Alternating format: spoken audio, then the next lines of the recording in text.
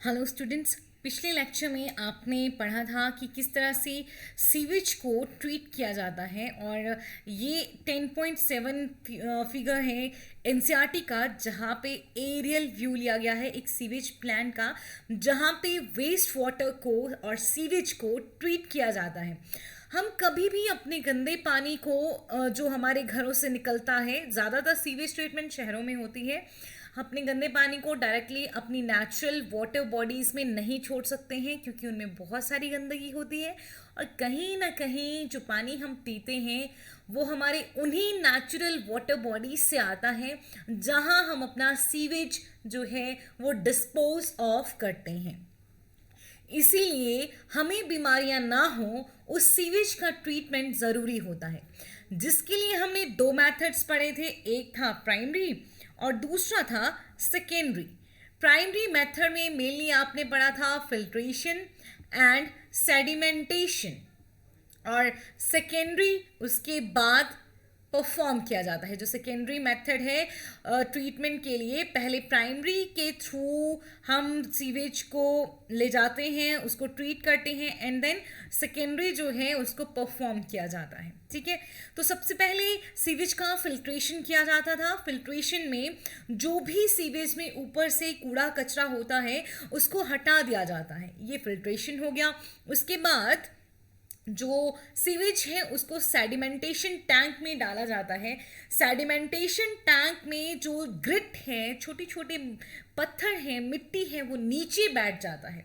तो वो नीचे बैठा हुआ हमारे पास आ जाता है प्राइमरी स्लज, और जो ऊपर होता है वो होता है इफ्लुएंट। ठीक है, नीचे जो बैठेगा वो मेनली क्या हो जाएगा, प्राइमरी स्लज हो जाएगा यहाँ पे। ठीक, और ऊपर जो वाटर होगा उसको हम क्या कहेंगे, इफ्लुएंट। अब सेकेंडरी ट्रीटमेंट के लिए इफ्लुएंट को ले जाया जाता है। सेकेंडरी ट्रीटमेंट में क्या किया जाएगा, सेकेंडरी ट्रीटमेंट में इस इफ्लुएंट को बड़े बड़े एरेशन टैंक में डाल दिया जाता है, जहाँ पे नीचे मोटर भी होता है। ठीक है, एयर प्रोवाइड की जाती है। ठीक, एरेशन टैंक में डाल दिया जाता है इस इफ्लुएंट को, और वहाँ पे एरेशन प्रोवाइड की जाती है, हवा अंदर जाती है, जिसकी वजह से एरोबिक बैक्टीरिया जो हैं यहाँ ग्रो करने लगते हैं। एरोबिक बैक्टीरिया ग्रो करते हैं और फ्लॉक्स बनाते हैं। फ्लॉक्स क्या होते हैं बताइए, फ्लॉक्स क्या होते हैं?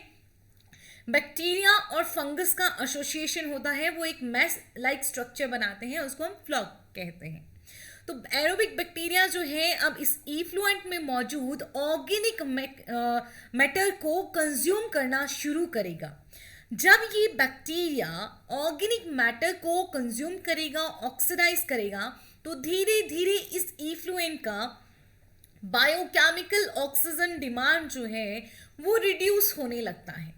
बायोकेमिकल ऑक्सीजन डिमांड को हमने पढ़ा था कि 1 लीटर पानी में जितना भी ऑर्गेनिक मैटर है, उस ऑर्गेनिक मैटर को कंप्लीटली ऑक्सीडाइज करने के लिए माइक्रो ऑर्गेनिज्म जिस भी अमाउंट का यूज़ करेंगे, जितना भी ऑक्सीजन का अमाउंट यूज़ करेंगे, उस अमाउंट को हम बायोकेमिकल ऑक्सीजन डिमांड कहते हैं।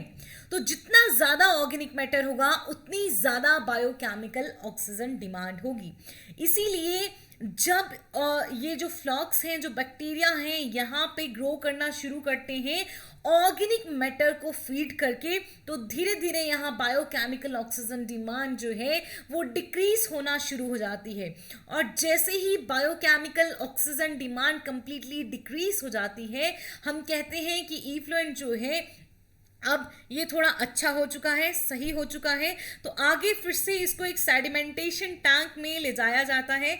सेडिमेंटेशन टैंक में जो फ्लॉक्स हैं वो नीचे बैठ जाते हैं, और ऊपर जो है सुपरनेटेंट जो है वो इफ्लुएंट ये अलग हो जाता है। ये सेकेंडरी इफ्लुएंट आया। ओके, देन ये जो फ्लॉक्स हैं यहाँ पे, इन फ्लॉक्स में से थोड़ा सा हिस्सा वापस से एरेशन टैंक में डाल दिया जाता है। वो एज अ इनोकुलम काम करता है आगे आने वाले इफ्लुएंट के लिए। जो प्राइमरी इफ्लुएंट आएगा एरेशन टैंक में डालेगा, उसके लिए थोड़े से एरोबिक बैक्टीरिया यहाँ से डाल दिए जाते हैं, जो कि सेकेंडरी ट्रीटमेंट के दौरान जो सेडिमेंटेशन टैंक हम यूज़ कर रहे हैं फ्लक्स को सेटल डाउन करने के लिए, उसी टैंक से ये इनोकुलम लेके दोबारा एरेशन टैंक में डाल दिया जाता है।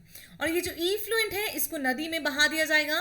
चाहे तो एक बार फिर से इसका फिल्ट्रेशन कर सकते हैं, और जो रिमेनिंग यहाँ पे फ्लॉक्स हैं इन सब को एनारोबिक डाइजेस्टर में डाल दिया जाता है, जहाँ पे उनको एनारोबिक बैक्टीरिया ख़त्म कर देते हैं, और अल्टीमेटली वहाँ पे कुछ गैसेस का प्रोडक्शन भी होता है जो बायोगैस की तरह होती हैं, जिनका यूज़ हम एनर्जी के लिए कर सकते हैं। तो this is all about sewage treatment. यही आपने पढ़ा था, जिसमें छोटे छोटे स्टेप्स हैं। बायोकेमिकल ऑक्सीजन डिमांड आपको समझना है कि जितना ज़्यादा पॉल्यूटेड वाटर होगा उतना ही ज़्यादा उसका बायोकेमिकल ऑक्सीजन डिमांड होगा। इसके बाद हम समझते हैं microbes in production of biogas, कि बायोगैस का प्रोडक्शन कैसा होता है, कौन से माइक्रोब्स हैं जो बायोगैस प्रोडक्शन में अपना रोल प्ले करेंगे। बायोगैस एक मिक्सचर ऑफ गैसेस है, मतलब कोई एक गैस नहीं पाई जाती, बल्कि मिक्सचर ऑफ गैसेस हमको बायोगैस में देखने को मिलता है। और उन मिक्सचर ऑफ गैसेस में जो प्रीडोमिनेंटली पाया जाता है, सबसे इंपॉर्टेंटली हमको देखने को मिलेगा, वो मीथेन होता है। क्या होता है? मीथेन होता है।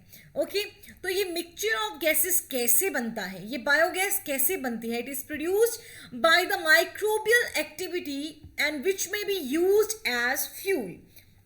तो बायोगैस एक मिक्सचर ऑफ गैसेस है जिसमें मुख्यतः आपको मीथेन देखने को मिलता है, और ये बायोगैस माइक्रो ऑर्गेनिजम्स की एक्टिविटी के द्वारा ही बनाई जाती है, और इस बायोगैस को हम as a energy source, as a fuel हम इसको यूज कर सकते हैं। Okay, you have learned that microbes produce different types of gaseous end product during the growth and metabolism। आपने ये पढ़ा है कि माइक्रोब्स जो हैं वो अलग अलग तरह के गैसियस एंड प्रोडक्ट्स बनाते हैं during the growth and metabolism. अब मैम हमने कहाँ पढ़ा है बेटा? ज़रा रेस्पिरेशन याद करना, जहाँ यीस्ट फर्मेंटेशन तुमने पढ़ा था, लैक्टिक एसिड फर्मेंटेशन तुमने पढ़ा था। तो यीस्ट फर्मेंटेशन जो है वो यीस्ट करता है, जो एक माइक्रो ऑर्गेनिज्म है। लैक्टिक एसिड फर्मेंटेशन जो है वो लैक्टिक एसिड बैक्टीरियाज करेंगे, अगेन वो माइक्रो ऑर्गेनिजम्स हैं। तो आपको अलग अलग तरह की गैसेस जो हैं एज एन एंड प्रोडक्ट मिलती हैं during the growth and metabolism. Carbon dioxide उन दोनों केसेस में निकलती है। ठीक, कई बार आपको अलग अलग आप देखेंगे प्रोसेसेस को, तो आपको ऑक्सीजन भी एंड प्रोडक्ट देखने को मिलेगा। हाइड्रोजन सल्फाइड, आपको सल्फाइड जो है वो एंड प्रोडक्ट देखने को मिलेगा। तो अलग अलग जो ग्रोथ एंड मेटाबॉलिज्म के प्रोसेसेस हैं उनके दौरान अलग अलग टाइप की गैसेस एंड प्रोडक्ट्स जो हैं वो निकल के आते हैं। The type of gas produced depend upon the microbe and the organic substrate they utilize। अब कौन सा गैस बनेगा ये किस पे डिपेंड करता है? कौन सा गैस बनेगा ये डिपेंड करता है कि कौन सा माइक्रोब यूज किया गया है और कौन सा सबस्ट्रेट है जिस पे वो माइक्रोब काम कर रहा है। तो ऑर्गेनिक सबस्ट्रेट क्या है, ओके, और माइक्रोब कौन सा है, इन दोनों चीज़ों पे डिपेंड करता है कि कौन सी गैस का प्रोडक्शन होगा। In the example cited in relation to fermentation of dough, cheese making and production of beverages, the main gas produced was carbon dioxide। देखिए, पहले आपने एग्जाम्पल पढ़े कि डो बनता है, चीज़ बनता है, बेवरेजेस बनती हैं, इन सब के दौरान फर्मेंटेशन होती है और जो मेन गैस प्रोड्यूस होती है कार्बन डाइऑक्साइड होती है। किसी ने भी आंसर नहीं किया ग्रुप में। मैंने क्वेश्चन पूछा था कि स्विस चीज़ को फॉर्म करने के लिए कौन सा माइक्रोब यूज़ होता है और रॉकफोर्ड चीज़ को प्रोड्यूस करने के लिए कौन सा माइक्रोब यूज़ होता है। एक सिंगल स्टूडेंट ने भी आंसर नहीं किया है। डज इट मीन क्या मैं ये समझ लूँ कि कोई भी बच्चा लेक्चर नहीं देख रहा है क्योंकि किसी ने भी आंसर नहीं किया है, या तुम स्किप कर देते हो लेक्चर को, जल्दी जल्दी से देखते हो?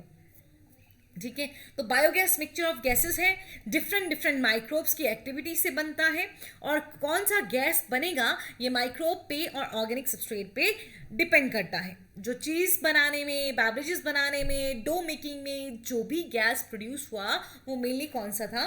Carbon dioxide. ओके, देखिए, however certain bacteria which grow anaerobically on cellulosic material produce large amount of methane along with carbon dioxide and hydrogen. ध्यान से सुनिए, बहुत सारे बैक्टीरिया होते हैं जो एनारोबिकली सेलुलोजिक मटेरियल पे ग्रो कर सकते हैं.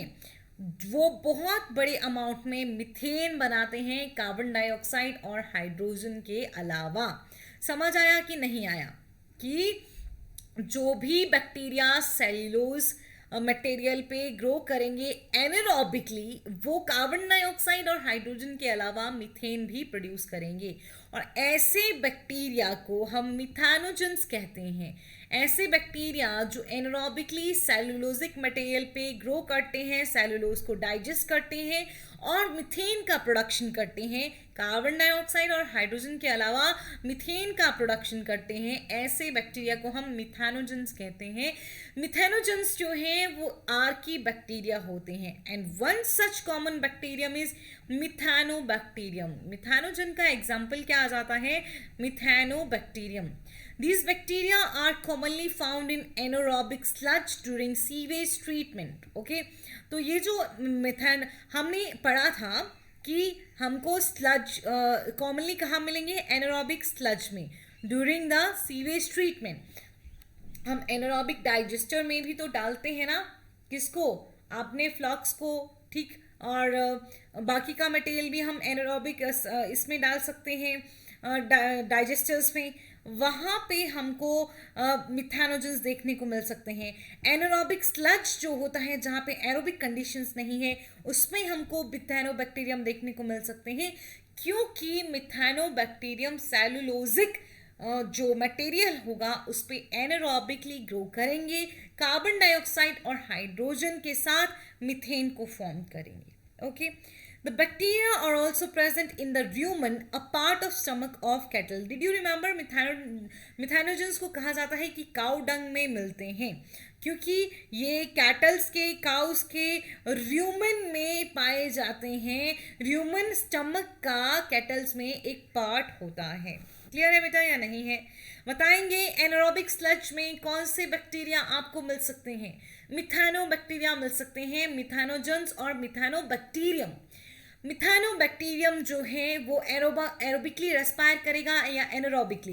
एनारोबिकली वो ग्रो कर सकता है ऑन सेलुलोजिक मटेरियल. ओके, चलिए.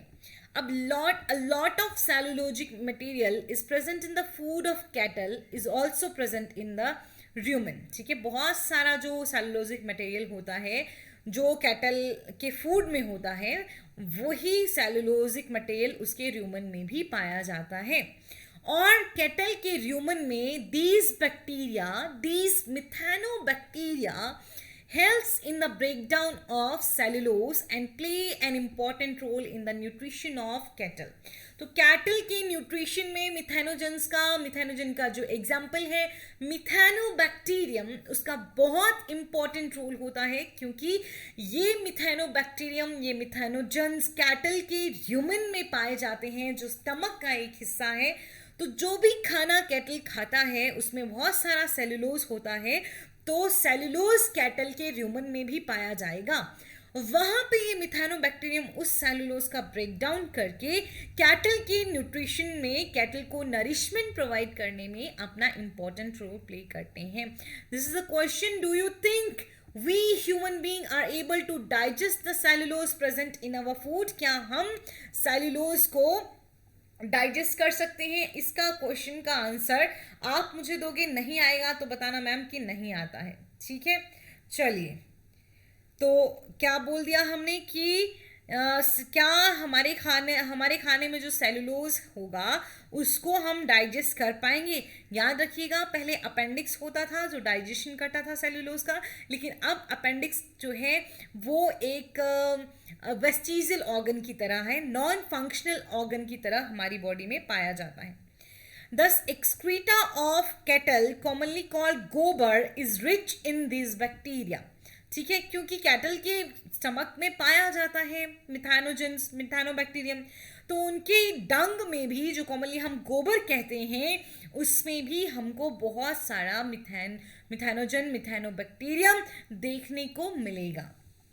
Dung can be used for the generation of biogas. Very important. Cow dung को हम बायोगैस बनाने के लिए यूज कर सकते हैं कॉमनली, जिसको हम गोबर गैस कहते हैं. अब कैसे बनेगा? एक बायोगैस प्लांट जो होता है उसमें पहले तो एक कॉन्क्रीट टैंक होगा जो 10 से 15 फीट गहरा होगा. ठीक है, कॉन्क्रीट टैंक रहेगा जो 10 से 15 फीट गहरा रहेगा. In which bio waste are collected and a slurry of dung is fed. उस टैंक में आप क्या करेंगे? उस टैंक में आप अपना पूरा जो भी घर का ऑर्गेनिक वेस्ट होगा, आपका बचा हुआ खाना होगा या कुछ भी घास फूस होगा, ठीक है, उसको आप डाल देंगे उस टैंक में, उस कॉन्क्रीट टैंक में जो 10 से 15 फीट है. उसके साथ ही आप डंग की थोड़ी सी स्लरी डाल देंगे. ठीक है, जो गोबर है वो थोड़ा सा डाल देंगे. ठीक, अब उस गोबर में मिथेनोबैक्टीरिया होगा. वो मिथेनोबैक्टीरिया जो है वहां पे अपना प्रोसेस शुरू कर देंगे. ठीक, अपना एनारोबिक जो डाइजेशन का काम है, एनारोबिकली वो ग्रो कर सकते हैं ना, तो वो काम वो शुरू कर देंगे. एनारोबिक फर्मेंटेशन वो शुरू कर देंगे. फिर अब एक फ्लोटिंग कवर जो है वो रखा जाता है. A floating cover is placed on the slurry which keeps on rising as the gas is produce in the tank due to the microbial activity. जैसे ये आपने एक गहरा सा गड्ढा बनाया, इस गड्ढे में पहले तो आपने सारा ऑर्गेनिक वेस्ट डाल दिया, उसके बाद में छोटे छोटे माइक्रोब्स को भी डाला. फिर इसको किसी कवर से, ऐसे कवर से जो कि बहुत टाइट ना हो, फ्लोट कर सके, है ना, प्लास्टिक का कवर, कुछ इस तरह से कवर कर दिया. धीरे धीरे ये माइक्रो ऑर्गेनिज्म अपनी एक्टिविटी शो करेंगे और ये कवर जो है धीरे धीरे गैस के भरने की वजह से इस तरह से फ्लोट करने लगेगा. ठीक है, अब देखिए, the biogas plant has an outlet which is connected to a pipe to supply biogas to nearby houses. ठीक है, तो जो बायोगैस प्लांट होता है उस पर एक आउटलेट भी, देखिए ये आउटलेट है, ये गैसेस यहाँ बन रही हैं. ठीक, ये फ्लोटिंग कवर की तरह था, गैस होल्डर था. ठीक है, जो कंटिन्यूसली ऐसे ऊपर को उठेगा. ये गैसेस जो है यहाँ से एक आउटलेट भी होगा. इस पाइपलाइन को किसी घर पे लगा दिया जाएगा जहाँ पे घर में आप अपना चाहे गैस जलाओ चाहे लाइट जलाओ यूज़ कर सकते हैं. ये डंग वाटर है और ये स्लज है. क्लियर? और ये डाइजेस्टर जहाँ पे डाइजेशन किया जाएगा. A typical biogas plant. I hope आपको समझ आ गया होगा कि कॉन्क्रीट टैंक होगा जिसमें 10 से 15 फीट गहराई होगी. आप अपना ऑर्गेनिक वेस्ट डालिए, थोड़ा सा डंग डालिए, गोबर डालिए. ठीक है, और धीरे धीरे माइक्रोब्स अपना काम करना शुरू करेंगे. गैसेस बनेंगी, गैसेस जो हैं वो बाहर निकल जाएंगी और उसके साथ बाकी का स्लज जो है वो यहाँ पे आ सकता है. समझ आ गया biogas tank? Okay. The spent slurry is removed through another outlet and may be used as fertilizers. ठीक है, ये जो स्लरी है, ठीक है, एज अ स्लज, इसको दूसरे किसी आउटलेट से देखिए बाहर निकाला जा रहा है और इसको फर्टिलाइजर की तरह यूज किया जा सकता है. मतलब जो ऑर्गेनिक वेस्ट आपने डाला था उस पे माइक्रोब्स ने एक्ट किया, गैसेस बनाई, उनको घर पे यूज़ करिए और उन माइक्रोब की एक्टिविटी के बाद जो भी बचा, ठीक है, उसको आप एज अ फर्टिलाइजर्स यूज़ कर सकते हैं. ठीक है, The cattle dung is available in large quantities in rural areas where cattle are used for a variety of purposes. ज़्यादातर जो कैटल डंग है वो कहाँ मिलेगा? गांव में मिलेगा. क्यों मिलेगा? क्योंकि गांव में ही कैटल्स को यूज़ किया जाता है, गाय बैल को, भैंस को यूज़ किया जाता है अलग अलग कामों के लिए. शहरों में कहाँ इतना यूज़ करते हैं. So biogas plant are more often built in rural areas. तो ज़्यादातर आपको बायोगैस प्लांट जो हैं वो रूरल एरियाज में देखने को मिलेंगे. Is it clear? So biogas thus produced is used for cooking and lighting. तो घर पे खाना बनाने के काम पे भी ला सकते हैं, लाइटनिंग के काम पे भी बायोगैस को लाया जा सकता है. ठीक है, ध्यान से देख लीजिए. बायोगैस प्लांट में एक टैंक होता है जिसमें सारा ऑर्गेनिक वेस्ट डाला जाता है. डंग वाटर मतलब गोबर डाला जाता है. गोबर में प्रेजेंट माइक्रोब्स अपना काम करते हैं, गैसेस का प्रोडक्शन करते हैं. गैसेस के लिए अलग से पाइपलाइन होती है जिसको आप अपने घरों से कनेक्ट कर सकते हैं और जो बाकी बाकी की स्लरी बची है उसको अलग कर दिया जाता है और फर्टिलाइजर्स के तौर पे यूज़ कर लिया जाता है। ओके, अब ये जो टेक्नोलॉजी है बायोगैस प्रोडक्शन की, it was developed in India mainly due to the efforts of Indian Agriculture Research Institute and Khadi and Village Industries Commission। very important, biogas production का जो डेवलपमेंट हुआ भारत में वो हुआ इंडियन एग्रीकल्चर रिसर्च इंस्टीट्यूट और khadi and village industries commission के मिले हुए एफर्ट्स की वजह से। अगर आप गांव में हैं, अपने आसपास कि गांव में कहीं आसपास कोई स्कूल है, ठीक है, गांव में है आपका स्कूल मेनली, तो आसपास जाइए, बायोगैस के प्लांट को ढूंढने की कोशिश करिए, वहाँ समझने की कोशिश करिए कि किस तरह से काम होता है। Thank you.